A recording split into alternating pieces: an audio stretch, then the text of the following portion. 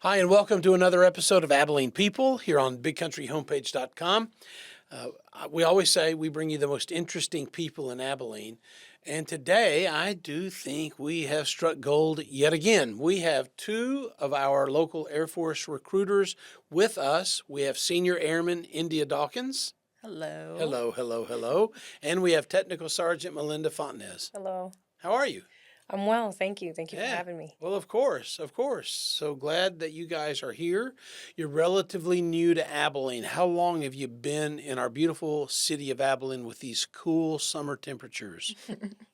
I got here like mid-May, so I was here for like the crazy rainstorms that happened. Yep. Yeah, witnessed all of that. All right. Well, after the podcast is over, we can go down and talk to our weather people, and you can just set them straight. You can, say we'd like some more of that rain, little cooler temps. All right. How long have you been here in Abilene? I got here at the end of May. Okay. And did y'all know each other before being paired in this office here in Abilene? Coincidentally, really? we went to recruiting school together, so we were in the same class. Oh, come on. Yeah. I had no idea. I'm glad I asked the question. Just by chance, didn't know each other prior to that. And so did you know that you were going to be working together until like the last minute, or did you walk into the office and she was already here and you said, "Hey, I know you"? We found out the first day because in part of our introductions, we had to say where we were going next. And then that was when we realized that we were both going to Abilene, Texas. Yeah. Wow. And had you ever heard of Abilene, Texas prior? I had. So my mom was in the Air Force before, and she was stationed at Dias. Oh, beautiful. Okay. Yeah. Full circle. Great. Yeah, full circle indeed. Well, let's talk about where y'all are from. You go first. And can I call you Indea and Yes. Melinda, or do I have to always go with those titles, Senior Airman and Technical Sergeant? India is just fine. All right, good. So where are you from originally? So I'm from Villa Rica, Georgia. It's Wait. Say that again. Villa Rica. Villa Rica. Mm-hmm. Villa Rica. Yeah. Not Valdosta, not another V, but Villa Rica. Mm-hmm. Tell us where Villa Rica is. So I like to say it's like the same distance between Atlanta and Alabama. So we're like right in the middle. Basically, if you go down 20, your last exit before you get to Birmingham, it's going to be Villa Rica. Okay. So basically, you would call yourself a Georgia, Alabamian, yeah. Atlanta. How do you say Atlanta? Atlantean. Atlantean? Yeah. For some reason, I was going to say Atlantis. I don't think that's right. I think that's where you go to vacation. Yeah. Okay, so you're from the South. Yes. You're used to humidity. Mm-hmm. You're used to heat. But Texas suits you. But did you ever live in Abilene before, or no? Just your Never. mom? Yeah. Okay. All right, good. Well, good to have you. Transplanted Georgia, Abilenian, Villa Rica, Senior Airman Dawkins. It's good to be here. Yeah, where are you from, Melinda? I'm from Reading, Pennsylvania. So when we first met, I think you may have told me that, but for some reason I didn't recall. So Reading, Pennsylvania, now there you have 4 seasons. Oh, yeah. And are you used to this kind of heat yet, or is it? No, I'm still melting. Okay, all right.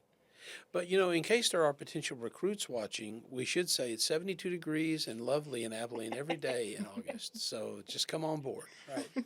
Yeah, okay. So what was your path to go to the Air Force? Melinda, you first. How did you decide to do that?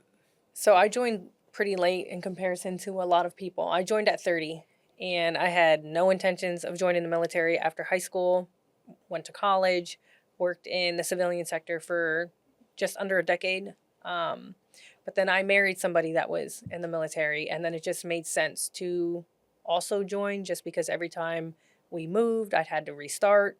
So it just made sense for me to kind of do something where I could be also working on a career and not have to uproot myself every single time.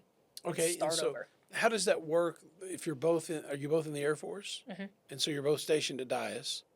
So does that work where you're really not stationed at Dias. You work as a recruiter in Abilene. Correct. So let's get the vernacular right. But you're both in Abilene. Yes, sir. So what happens if one of you gets transferred? Does the other one ask for a transfer, or do you just kind of work that out? I mean, civilians go through the same thing. There's a married couple. One of them works for IBM. The other one works for Chevrolet, and one gets a transfer and such and such. So in the Air Force, when you're married mil to mil, they will make their best effort to try to keep you together. So there's like a code and documentation, of course, that you will sign that say, hey, we're married together and we would like to stay together wherever we go. So it's a code that they put on your name, and it says if your spouse gets orders, then they will make their best effort to also make sure that you go to that place Okay. or within a certain mileage so that it's a comfortable commute. All right. All right. And so you've enjoyed your time in the Air Force. I have. I don't have any complaints. The Yeah. pros outweigh the cons for me. Yeah. Good. And so going into recruiting, did you know that early on, or did you? No. So we come from our AFSCs, and then there is what's called a DSD. So it's like a special duty position, and people apply for them. Now I just got to stop you there. I I got to tell y'all, the acronyms and the letters always go by me so fast. You said your AFLACs, AFLACs. So those are our special duty codes. So what our job is in the Air Force. Okay. So I I'm am going to pretend I know what you're talking about. But yeah, of course, yes. I'm so sorry. So I'm a comm background. I'm come from the cyber realm, Okay. and then when the DSDs come around, they come around in cycles. So those are those special duty positions, and you apply for them, and you get picked for them, and that's how I'm here today. There you go. All right, Dawkins, let's hear your story. How did you get to the Air Force? I joined a little bit later as well, so I didn't join right out of high school. I kind of wish that I did. I went to college Why first. is that? So right out of high school, you can retire in like basically like 39, 40 if you do your 20 years in the Air Force. So that's pretty much the only reason for me. Also, I went to college first, and now I have student loan debt that I have to pay back. And if I had joined right out of high school, then I Yeah. wouldn't. The Air Force Yeah, I would just pay for understand. me. Yeah. Yeah, so I would assume that point you just made is a pretty big recruitment tool. For some young people to say, "Look, come join us in the Air Force, and in 20 years you can retire and look for a second career or not. That's your choice." But I would think that's a pretty alluring kind of little detail hanging out there. Yeah, for some people it is. Yeah. Especially if they want to go to school, yeah, for sure. And I'm just curious, did you go to college back where you're from in Vicaretta, Georgia? So I went to school in Georgia. It's called Georgia State University. So it's right downtown Atlanta. Nice, I wasn't too far from home. Yeah. nice. Yeah. So is that an historically black college, Georgia State, or not? I can't. I'm trying to place it. Why do I know that name? It's not, you might recognize it. It's right by like Spelman and Morehouse, which are the HBCUs. But no, Georgia State is just a regular old And school. I don't know why I'm stuck on it, but I don't know. Did they make the NCAAs in the last few years, or who knows? Is that football? Yeah, football, I don't know. basketball, something. Yeah. All right. Good for you. Okay. So you both found your way to the Air Force, and you both found your way to the recruiting office, and so here you are. So can you make any outlandish promises to recruits who might be listening to this podcast? Like sign up today, you get a free, Toyota Tundra, or you get a free Cadillac. Or are there any outlandish enticements that you can make to any recruits today, or is that just probably a non-starter? You just can't do that. Unfortunately, no.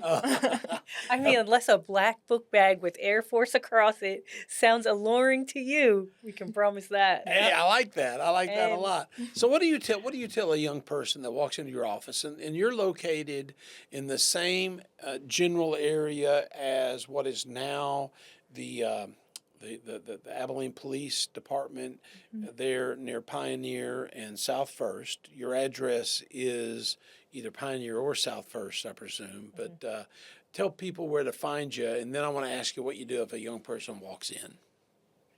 Well, we are located at 4510 South First Street. That's interesting because that's very close to where we're located on South 14th Street here at bigcountryhomepage.com and the TV station. It's 4510 South 14th. Amazing. I should have known that. So a young person walks into your office. They say, "I'm really interested." Do you sign them up? Do you give them a little bit of time to think about it? Do you say you need to call a parent, or how does that work? I'll let you. So it is going to depend on the age of the applicant. So if they are under 18, then of course they should be visiting us with a parent because they will need parental consent in order to go through with the process in its entirety. Outside of them being And then also, if you're 41, you're on that cusp because we go from 17 to 42. So age is the first thing that we would identify as, hey, have a seat or maybe come visit us. So another you'll time. have people come in that are either too young or too old. Yes. Okay. All right. And how busy is your? By the way, does that sound about right to your ear, India? That's the process. You'll find out how old somebody is, and then start the conversation. That's typically the first step, yes. Yeah. And how many people come into your office on a given day or week? Are we talking 5? Are we talking 10? How many? Oh man, it depends. So we are available for walk-ins. So we do have some people that just, they thought about the Air Force or maybe they saw a billboard or something and they'll come visit us. Maybe we get the most on Mondays. I don't know what's going on over the weekends, but we do get the most people coming in on Mondays. Maybe like 3, 4. Maybe they had a good time on Saturday, went to church on Sunday, got right with God, and they're turning themselves into the Air Force on Monday. Maybe, Yeah. but typically for like when we do schedule appointments, we'll do like I do typically 4 a week, so she does 4 a week. It's 8 appointments a week. That's pretty salty, it seems to me, Mm-hmm. for a city Abilene size, for that to be the case, week after week after week. That's, and then, so if you see, in a given month, if, you see 30 something folks in appointments, how many of those are actually going to sign and join? Are we talking 1 or 2 or a little more than that?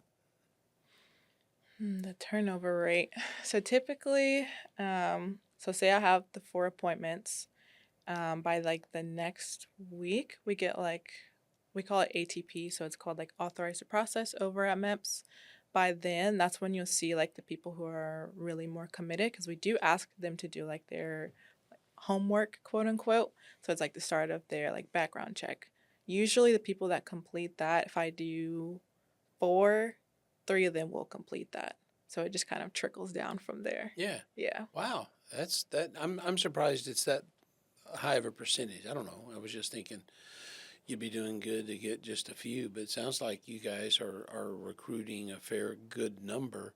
So I know that I was reading some statistics earlier, and in 2023, across the board, Air Force recruiting was down a little bit, but in 2024, it rebounded and it was a healthy increase and met the goal.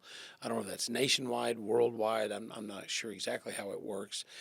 You're relatively new to Abilene. Do you think that you guys will meet your goal here locally, or do you have a numerical goal locally, or will you mirror those national trends and see a tick up in recruits? So the Air Force recruiting in a whole has met the recruiting goal for the fiscal year 2025. So Well, you mean already? already, So hold on, we're shooting this in August, and you've already met your goal. yes. So does that mean you guys just have vacation the rest of the year? Is that how that works? I wish. Unfortunately, no. No, so we're still, so right now when we're recruiting and we're putting people in the Air Force, we're already setting them up for fiscal year 26. Oh, I see. Okay. So you might, and maybe I read something about that delayed entry program, or as you would say, DEP. So you'll have people that sign up, and then their entry is delayed a number of months. Yeah, okay, and that's something a lot of people take advantage of, but some probably sign up and go in pretty quickly. No, No. So it is really. it Wait is an now, illusion. school me up, school me up. Why is that? Why is that an illusion? I mean, not that I'm not challenging. I just what I mean is, why do we have that illusion that you sign up and you're gone tomorrow? It doesn't happen. Not in the Air Force. I think it's the movies, really. The movies, you call up the recruiter, and then the next day they cut to the next clip. They're in basic training. Oh So yeah, they're already flying planes with Tom Cruise. yeah. Yeah. I think it is the movies. Okay. Yeah. All right. Well, fair enough. So, what are the challenges to recruiting? Maybe specifically here in Abilene, or just generally.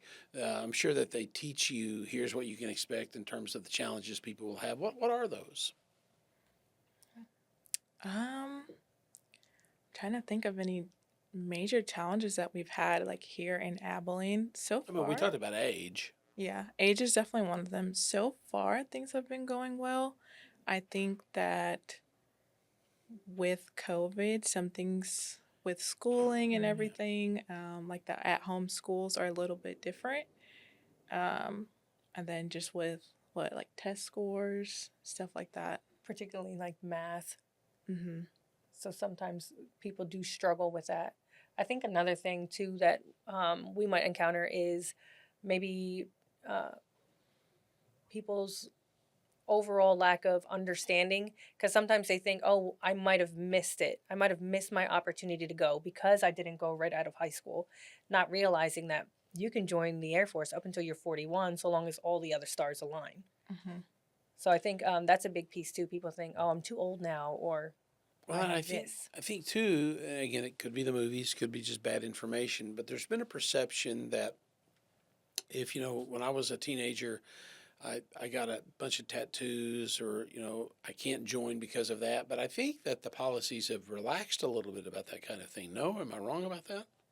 Slightly for tattoo policies. So before there was like no hand tattoos allowed, no neck No neck. tattoos. It's a little bit more relaxed. You can have one neck tattoo as long as it's not larger than an inch on both sides, so height and width. And then for your hand tattoos, as long as it's not covering, what is it? More than 25% of your hand. Yeah.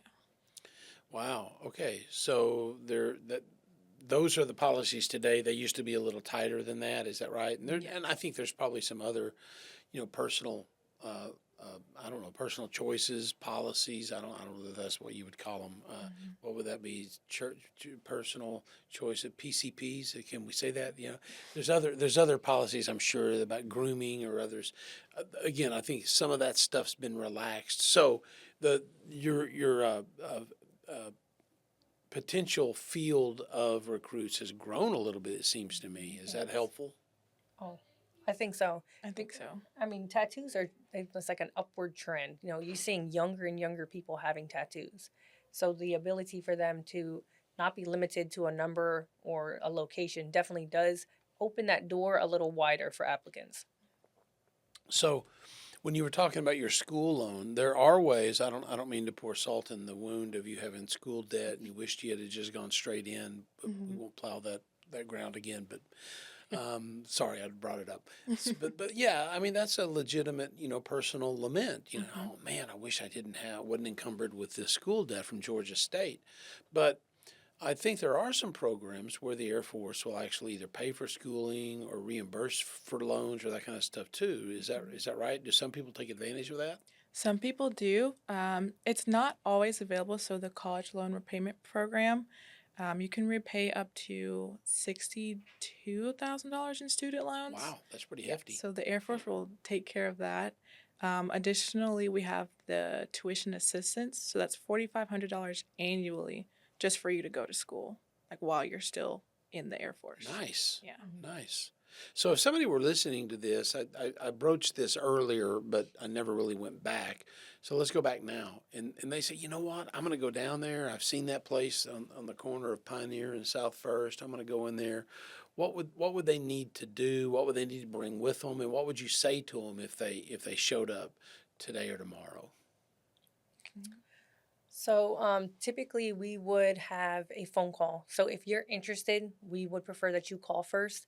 There is like pre-qualifications that we go through with applicants, and that's in an effort to not waste each other's time. Because if there's certain boxes that you check, our hands are tied. You can't get in. So we would encourage people to call first so that we can save a trip. We run through some pre-quals with members, and if nothing shouts out as alarming on that, then we invite them for an interview to come in. So the pre-qual conversation is over the phone. And then you Ideally. set up an appointment that you were talking about, and they come in. Nice. I noticed you kept looking at me when you kept talking about the age limit. If you're too old, you can't join. I kind of picked up on that vibe again. But so if, in all seriousness, if somebody's out there, they're looking for a career change, and you said you joined when you were 30 or so, and you joined in your mid-20s or early 20s. Somebody at 40 years old, that's not a disqualifier. But they should call you and just have a conversation first. And then if you invite them in and they walk in, what happens? Do you have like a private room where people go talk, or they just sit out there, in the middle of a larger space? How does it work? What are the logistics? So typically when they do come in, that's when we do, like we were saying, the interview.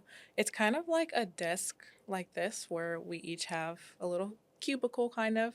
They'll come in and that's when we kind of get to know them as a person. We get to know their goals, what they want out of life, the things that they are looking for, like what they're passionate about.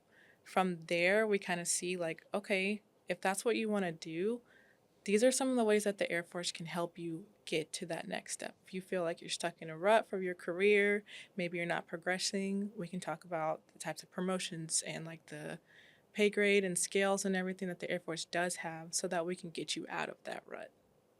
And is it helpful? You said that you wish you hadn't gone to college, but is it helpful if somebody comes in already with a college degree, or is there any set of experiences that's extremely helpful that you're looking for as recruiters? So we are enlisted recruiters. There are different types of recruiters. So someone with a degree, they have the opportunity to either go the enlisted route or go the officer route. For us, most of like the STEM, right? So like the sciences, the technology, engineering, mechanics, that type of stuff is always what the Air Force is looking for. But if you come in with a degree, one of the opportunities that comes with that for at least the enlisted side is that you can have accelerated rank right off the bat. So instead of coming in as an E1 with a degree, you can come in as an E3. Nice. So, somebody's listening to this. Give them your elevator speech. Give them your best pitch. I'm going to give you each a scenario. All right. So just imagine with me. So, India, if somebody's right where you were, Mm-hmm. mid 20s, and they're not sure what they want, but the Air Force is interesting to them. You have the pre-qual conversation, and then you say, "Well, come on in." They show up. You sit down. They start talking about their interest in the Air Force, and you think, "I really would like to sign this person up." What do you say to them? Well, it kind of depends on the things that we talk about. If it's me looking back on my recruiting, we spoke about our nurse enlisted commissioning program because I was going to school at the time for nursing. So basically, it's a program where full time you're still getting paid by the Air Force, but you're going to school full time. We pay for your housing and then your books as well for you to go to school and just become a nurse. From then, that's when you can commission to become an officer, like we mentioned. And then, boom, you've got your BSN in nursing. So that's something that we talked about when I was recruiting. Otherwise, for me, it was a focus on independence. So I wanted to be on my own. I didn't want to live in my college dorms anymore. I wanted to be able to buy a house one day. Um, just stuff like that, be able to just afford life. So they spoke to me about the base pay, how it increases with inflation every year. They spoke to me about the housing allowances. So, like when I do get a rent and when I move out on my own, Air Force will pay my rent or my mortgage if I do buy a house, and then like the money for food as well. They'll pay me for to be able to eat basically. So that's something that I would focus on if someone is looking for a little bit more independence. I also wanted to get out of my Alabama slash Georgia hometown, so I wanted to travel a little bit. So we would go over like the different locations where you can go, all the opportunities that are really available to you to travel. Well, that's fantastic. Mhm. What time do you have an appointment tomorrow? I'd like to come in and visit with you. You got me. I'm sold. I'm Yeah, sold. you can come in. Okay, Melinda. So let's talk. Let's talk about you. So somebody calls you tomorrow and they say, "Hey, I'm 31, 32 years old. I'd like a career change, or maybe I'm married, whatever the case is." But you're going to be challenged to have such a good spiel as India. And I don't mean spiel in a bad way. That was pretty good. Give us your spiel. So we see that often. We see people that come in and they're looking for something different. What they've been doing hasn't been working. So I always give them my personal experience, especially when we have that the age thing in common. It's like, hey, I did exactly what they told me to do. I went to college, I got a degree, I worked in the civilian Air Force, and I lived check to check. So when I started looking into the Air Force, I looked into what are the benefits of the Air Force that are specifically going to affect my lifestyle? And that's that month to month income, food, these things that are generally going to stress out anybody in the community, whether they're 21 and, wet feet out in the adult world, or 32 and you have, more responsibilities. Maybe you have a husband or a wife or a kid. So I try to focus on those things like, hey, I joined at 30. I did all those things. I paid back my student loans. And if I could have done it differently, if I would have joined straight out of high school, I would be retiring this year. But since I've joined, I don't live check to check. Buying a home for a lot of millennials seems like something that's just out of grasp. It's not out of grasp. I've accomplished that. And I've accomplished that through the Air Force and what they have afforded me through my service. So I always like to give my personal experience. And, now I have kids and I know how expensive that is. And the Air Force, when you expand your family, your paycheck expands. So you have a dependent pay. So if you have a child, then they will give you a dependent rate. So it's additional money. Show me a civilian job that is going to pay you extra because you decided to have a kid. So those are the type of things that for our people that are applicants that come in that are a little more experienced in life in different ways, those are the things that I will expose them to because those are the benefits that are going to impact them the most. Wow. I'm torn who I want to see tomorrow when I come in for my appointment. That's great. That's fantastic. You make a lot of sense. You make it appealing. Do you guys, gals, that sounds so pejorative. I just mean, do you young ladies go on base real often or not so much because your office is obviously off base? I go pretty often, so I still utilize the gym because military members do have free access to the gym and everything. So I'm pretty much there And so every day. and the reason I asked because it gets to recruitment. You can tell somebody what life is like on a base. I know because I go. I see. I go on base 2 or 3 times a year for this or that or the other thing, and I'm always impressed with. This is going to probably sound crazy to y'all, but the normalcy of life on base. There's people living life. You think of, they're always marching or the movies, Yeah. it's just life. Yeah. Yeah. All right. Okay. I want to ask one last thing as we draw to conclusion, but obviously that the B-21 Raider is coming to Abilene. We are, if memory serves me right, the 3rd or 4th base in the nation to get that really, I don't know what else to say, really cool, futuristic looking bat plane. It's really going to be something to see that flying around. Do people talk about that to you guys as recruiters, or not really? Or do you say, hey, Abilene's, really a very important base and a strategic base because we're getting this, state-of-the-art airplane here, and that's a big deal. How does that work into recruiting at all?